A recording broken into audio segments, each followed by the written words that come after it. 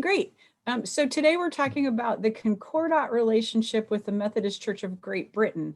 And what I want to try to do is start sort of in a large kind of overview and kind of narrow it down and get to the MCB. So I think Tura is going to share a bit of a slideshow. And so we start by talking about, of course, in 1968, the Methodist Church and the Evangelical United Brethren Church became the United Methodist Church, as we all know. But what happened then was several churches, many of whom had formerly been a part of the Methodist Church, entered into new relationships with the new United Methodist Church. And those relationships were called autonomous Methodist churches, affiliated autonomous Methodist churches, affiliated United churches, and Methodist churches with Concordat agreements. So let me first talk about how we got there. In the late 1950s and early 60s, there was sort of a sense of increasing positive nationalism and anti-colonialism around the world. And new countries were being formed from what used to be European and US territories. Churches that had been Christianized by missionaries wanted to become autonomous and lead themselves, which makes perfect sense. In the United Methodist Church, this was exemplified by the strong call to dissolve the global central conferences in order to promote equality. So the 1960s saw a growth of these autonomous churches, which simply means self-governing churches, and united churches, which simply means churches within countries who joined with other churches to become new churches based on their sort of national location instead of their denominational affiliation. For example, the Central Conference of Latin America was dissolved and autonomous Methodist churches were established in Argentina, Chile, Uruguay, Peru, Bolivia, Panama, Costa Rica. In Southeast Asia, autonomous national churches were formed in Malaysia, Sumatra, and Burma. And in India, both autonomous Methodist and autonomous Methodist Church was formed, and a united church was envisioned, but not completed until 1980. Cuba, Hong Kong, and Taiwan eventually started autonomous churches as well. So the effect was sort of this dismantling of a world Methodist church and the creation of new relationships. So if we had the time right now, I'd stop here and talk to you about whether or not you think this is a good thing and why. We could also talk about why this same sort of dismantling did not happen on the continent of Africa and what we all think about that. But this brief conversation we're having today is designed to spark interest. And so I want to encourage you to sort of dig deeper into those questions if you're interested. So in the Book of Discipline, in the 570 paragraphs, you find the definitions of these new relationships. The one we focus on today is in paragraph 570.5, Methodist churches with autonomous agreements. And these are special relationships, like sibling relationships, that share the, quote, purpose of manifesting the common Methodist heritage, affirming the equal status of the two churches, expressing mutual acceptance and respect, and creating opportunities for closer fellowship between the two churches, especially on a leadership level, end quote.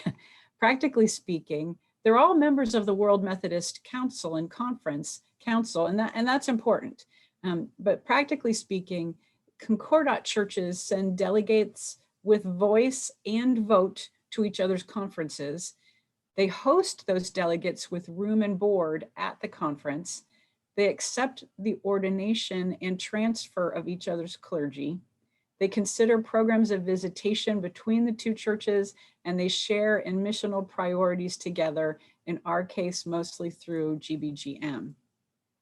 The 4 Concordat relationships we currently enjoy are with the Methodist Church of Great Britain, and they prefer to be called the Methodist Church of Britain, the Methodist Church of Mexico, the Methodist Church of Puerto Rico, and the Methodist Church of the Caribbean and the Americas. And like I said earlier, Summer's going to talk more about those relationships in April. But today, let's look specifically at the Methodist Church in Britain. And we have a unique relationship with them because they didn't come out of the United Methodist Church. The Methodist Church in Britain has existed alongside the United Methodist Church in its previous forms since the early Methodist movement. While they also encouraged Methodists in other countries to have their own autonomy, they developed and grew in a slightly different way from the United Methodist Church. For example, the Methodist Church in Britain does not have bishops. They have one centralized office building space, and they only exist in Great Britain. And currently there are about 185 to 188,000 Methodists in Britain. So they have about a membership of about 185,000.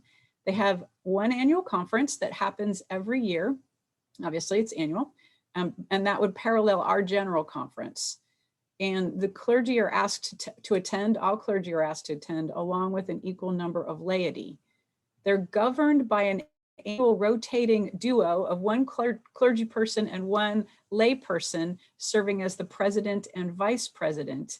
And that duo sets the annual foci, and they serve as head of communion for relationships. But they also have a secretary of the conference who helps run the business of the church. And that person right now is the Reverend Jonathan Hustler, with assistance from Doug Swanee.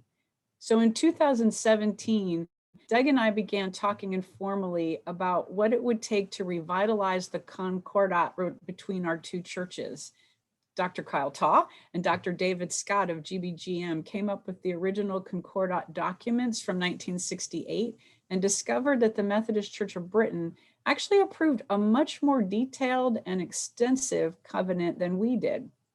And even that had sort of begun to fall by the wayside a bit in the past couple decades. So we took the idea of revitalizing the Concordat to our respective churches, and it was approved. So in August of 2018, a group of about 50 people from both churches, 25 from each, gathered in Wesley Central Hall, the famous Methodist building there in London. And after 2 days of worship and conversation and visioning, the group decided to move forward in this revitalization. So a Concordat team of 6 people from each church, along with staff, was designated to meet annually to create ways to strengthen the Concordat, a lot like what Kyle does, what Dr. Taw does, when he staffs commissions after 2 churches have come into full communion relationship. So our United Methodist team includes Bishop Fiero Harvey, Bishop Dick, who stepped in to replace Bishop Yambasu after he died last year, Bishop Carter, Bishop Strife, Mrs. Lisa Hunt of the Baltimore Washington Conference, and Ms. Harriet Olson of United Methodist Women. And I staffed the team along with help from Dr. Fred Day. The group met in London in the following year in 2019 and narrowed down to about 8 big areas, the things that they wanted to put their energy into for the next 4 years. And that group of 8 was narrowed down again to 3 for this quadrennium. And those 3 foci are climate change, migrant or diaspora ministry, and strengthening the relationship between the 2 churches.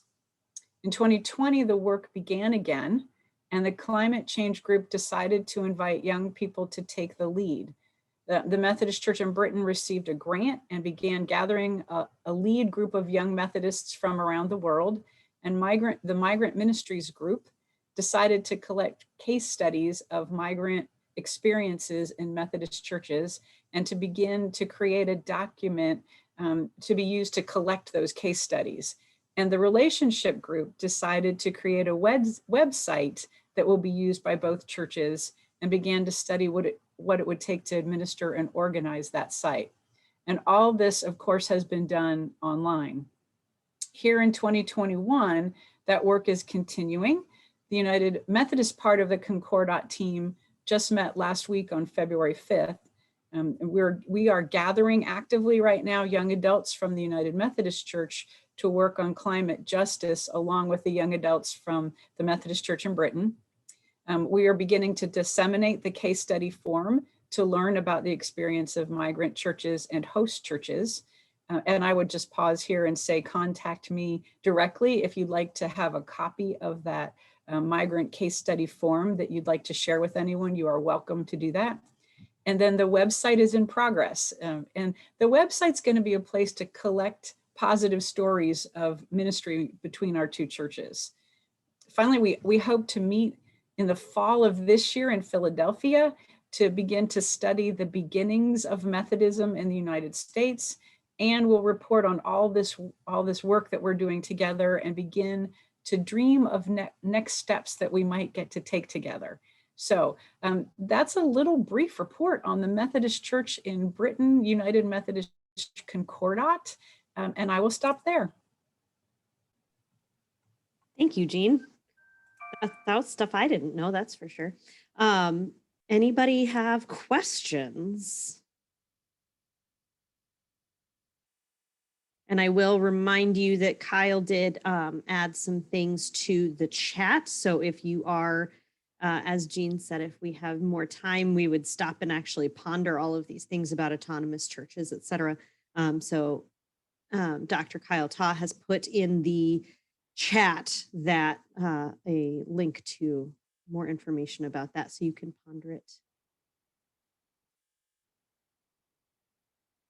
Well, Jean, I think that you covered everything.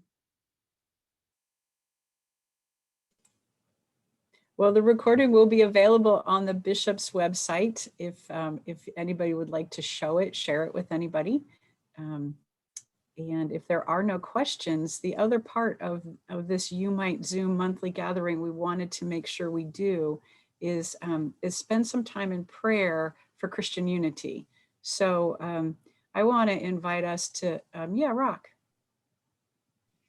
Jean or someone, I'm just curious, since we're talking about the Methodist Church of Great Britain, is there a good text that kind of succinctly shares that history of how those different Methodist Wesleyan groups kind of journeyed towards merging together to form what today we know as the Methodist Church of Great Britain? Can anyone recommend a text like that? So I know I went and visited a few years ago and had an opportunity. I have a friend that serves the Methodist Church there, and learned that there were many different groups that came together to form that one church.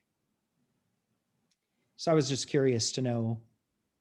I, off the top of my head, do not know of any. Kyle, do you know of any off the top of your head?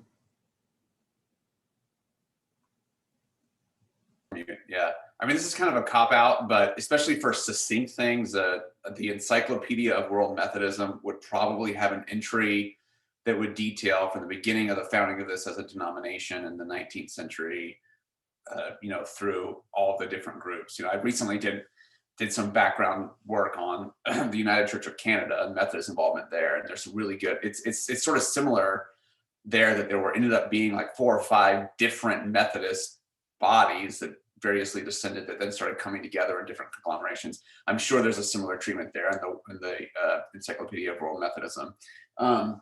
I'm trying to think of another monograph I might suggest, but I'd have to think about that some more, specifically on the British Methodist development.